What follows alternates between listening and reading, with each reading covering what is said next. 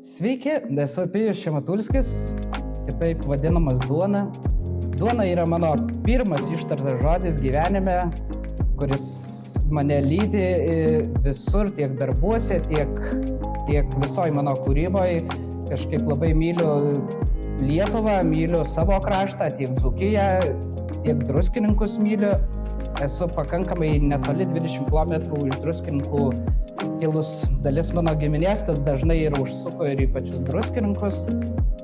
Pagrindinė mano tema buvo šiluma. Šiluma žmonėm, šiluma visiems praeiviam, šiluma kaip atgyjantis pavasaris, kaip atgyjanti visa meilė gamtai, tik ir žmonėm.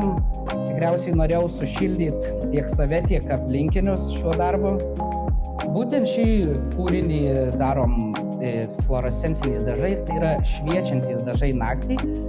Ir būtent tikiuosi, kad ta šviesa ir šiluma būtent naktį ir sužibės, kai labiausiai šilumos trūksta, tai labiausiai ir šildys žiūrovus. Visus labai kviečiu į Art galeriją Druskininkuose prie muzikinio fontano apžiūrėti mano ir mano draugų kūrinius ir susitikim Druskininkuose.